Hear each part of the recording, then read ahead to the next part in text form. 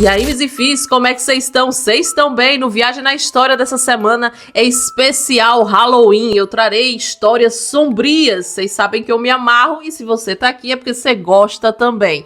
Então eu trarei a realidade por trás dessas histórias. E você aí, ao final da história, vai me dizer se você acha que os acontecimentos foram influenciados pelo maligno, pelo capiroto, ou é apenas fruto da maldade e da imaginação humana.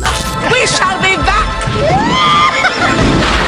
Eu quero seus comentários aqui e aproveitando, já deixa o seu like que é para fortalecer aqui a nossa comunidade. Já vou dizendo que eu tô com o microfone assim segurando, porque eu acho que o áudio fica melhor para vocês. Vocês também deixam aqui nos comentários se o áudio melhorou, se não tá tanto eco. Mas, sem mais delongas, prepare o seu café e simbora pra história. Happy Halloween. No final do século XVII, a pequena vila de Salem, em Massachusetts, tornava-se o cenário de um dos episódios mais sombrios e intrigantes da história americana, o julgamento das bruxas de Salem.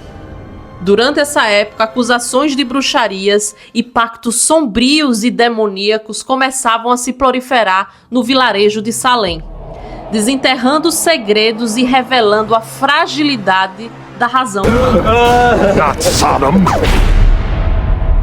but Salem. Nessa época, Salem era dividida em duas. Em Salem Town, uma comunidade mais próspera, com mais habitantes, e Salem Village, que era uma comunidade de 500 pessoas. Em Salem habitavam os puritanos. Quem eram os puritanos? O puritanismo foi um movimento religioso que surgiu lá na Inglaterra por volta do século XVI, se eu não estiver enganado, dá um Google aí. E por não concordar com as práticas da igreja anglicana, eles rompem e decidem emigrar para o Novo Mundo, ou a Nova Inglaterra, para ter mais liberdade religiosa. Entre esses puritanos existiam aqueles poderosos donos de terras que seguiam a Bíblia de forma literal e que comandavam a cidade. E eles acreditavam que tudo que fosse contra as suas crenças era obra do demônio. Inclusive, eles diziam que estavam ali naquela terra para purificá-la. Tudo era obra do maligno. Eu acho que o capiroto estava mais em pauta do que o próprio Deus que eles diziam acreditar, não muito distante do que vemos hoje por aí, não é mesmo? Em fevereiro de 1692, a vila de Salem, povoada por essas famílias puritanas, tornou-se um caldeirão de insanidade. Tudo começou quando Beth Parris, filha do reverendo Samuel Parris, e sua prima Abigail Williams começaram a apresentar comportamentos estranhos e inexplicáveis. Tinham convulsões e afirmavam ter visões assustadoras. Nessa época, acreditava-se que mulheres e crianças eram mais suscetíveis a possessões demoníacas. Mas como era possível que a filha de um reverendo, que era respeitado por alguns e odiado por outros, porque muitos diziam que Samuel Pérez era um avarento, como seria possível que ela tivesse sido dominada por um demônio? Aí é onde entra Tituba. Tituba era uma escrava, não se sabe se de origem caribenha. Dizem que Tituba praticava o voodoo. E quando botava as meninas para dormir, ela contava histórias sobre o voodoo, aguçando a curiosidade das meninas. Então elas começam a praticar jogos de adivinhação com espíritos.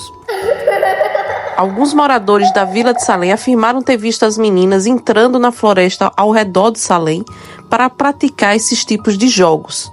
Muito estranhamente, após esses acontecimentos, as meninas começaram a ter comportamentos estranhos. Além das convulsões, seus corpos eram contorcidos toda vez que o reverendo fazia orações. E elas diziam sentir a presença do maligno ali nos seus quartos, olhando para elas. Elas também afirmavam que estavam sofrendo beliscões e picadas. Vários médicos locais foram chamados e, incapazes de encontrar uma causa física, atribuíram os sintomas a influências sobrenaturais.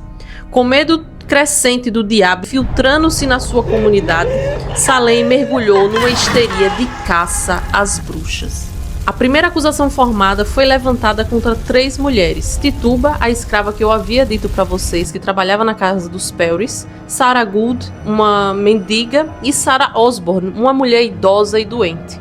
Em março de 1692, essas mulheres foram levadas à corte, marcando o início oficial do julgamento das bruxas.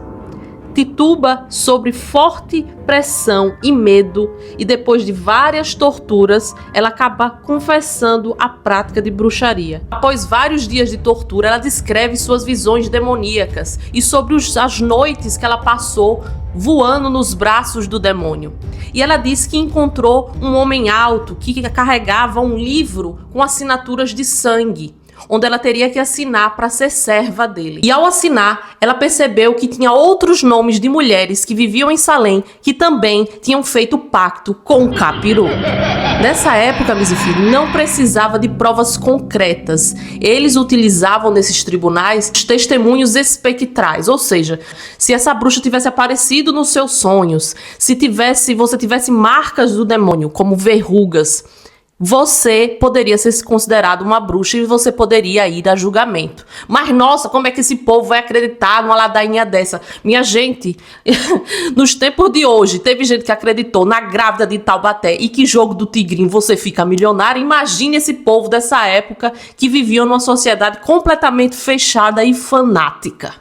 Sua confissão inflamou ainda mais a paranoia e deu início a uma série de acusações dentro da comunidade. Naquela época, Mizifi, se o seu vizinho suspeitasse de você e denunciasse você por atos de bruxaria, se você fosse condenado, você além de perder a vida, você perderia os seus bens. Ou seja, se o seu vizinho tem contatos importantes, provavelmente é uma causa que você nunca ganharia. Então, as pessoas começaram a se aproveitar dessa histeria para fazer diversas acusações ali dentro da comunidade. Mas essas acusações de bruxaria começaram a fugir do controle. E agora eles não estavam acusando mais pessoas simples da comunidade, mas pessoas da burguesia. Uma dessas mais notáveis foi Bridget Bishop. Em 10 de junho de 1692, Bridget foi enforcada, se tornando a primeira vítima dessa calamidade. Bishop foi acusada de tirar a vida de crianças, molestar seus porcos e aparecer para vários cidadãos à noite. Ao longo dos meses, outros 19 indivíduos enfrentaram o mesmo destino, entre eles Rebecca Nurse, uma respeitada mulher idosa cuja a execução chocou muitos, e John Proctor, que criticou abertamente os julgamentos. A pavorosa atmosfera de Salem levou famílias e vizinhos a denunciar uns aos outros, alimentando o ciclo de paranoia. Tudo isso aconteceu em um período de 1 ano, todos esses julgamentos e enforcamento de pessoas. Para você ter uma ideia da insanidade, eles julgaram e condenaram um ex-ministro da igreja porque ele não concordava com os julgamentos, achava tudo aquilo uma insanidade, e porque ele não concordava com a guerra que estava sendo travada entre os colonos e os povos indígenas. E em uma dessas batalhas, os colonos perderam. Eles atribuíram essa derrota a George Burroughs, que disse: você é bruxo e nós perdemos essa batalha porque você é servo do demônio que se infiltrou entre nós. É muita insanidade. Mais uma vez, humanos medíocres que colocam a palavra de Deus na boca e colocam a religião à frente para manipular a massa aos seus próprios interesses. Nesse momento da história, Mizifi, a situação já tinha perdido completamente o controle. Para vocês terem uma ideia, o marido acusou a esposa dizendo que ela era uma bruxa porque ela andava fria na cama e que semana passada nosso gato apareceu morto, então foi ela que matou. Ela fez uma bruxaria, ela amaldiçoou a nossa casa. Uma criança de 4 anos foi acusada de bruxaria. Outro caso famoso foi de Giles Corey, que foi acusado de bruxaria por defender a esposa, que também estava sendo acusada, e ele disse que aquilo era tudo uma insanidade, não concordava com o julgamento, ele foi esmagado por pedras. Só em outubro de 1962 que a histeria começou a diminuir. Por quê? Porque a mulher do governador foi acusada também de bruxaria, o governador William Phips. O então governador William Phips, alarmado com a extensão e gravidade das acusações, ele finalmente interveio. Ele dissolveu a corte envolvida nos julgamentos e estabeleceu uma nova forma de processar os casos baseada em provas concretas e não em testemunhos de espectro. Em 1693, todos os acusados restantes foram libertados e as execuções chegaram ao fim. Alguns anos depois, uma dessas crianças confirmaram que mentiram durante o julgamento e condenaram pessoas inocentes à forca. Mizifir, a obsessão com o sobrenatural, guiada pelo puritanismo, deixou uma marca sangrenta na história de Salem. O mais assustador nessa história é que ela foi real e que o perigo não estava nas bruxas. Aí você diz, mas aconteceu antigamente, não hoje. Acho que em 2011, eu não lembro bem a data. Uma senhora na Colômbia foi por ser considerada bruxa. Mas isso aí já é um outro caso. Então, é um lembrete para os perigos da intolerância religiosa e da histeria coletiva. Então é muito importante que a gente questione a nossa sociedade e seus fundamentos morais. Enfim, Mizifis, se você gostou desse vídeo, deixe seu like, deixe seu comentário, compartilhe com os amigos e nos vemos na próxima. Fui! Happy Halloween.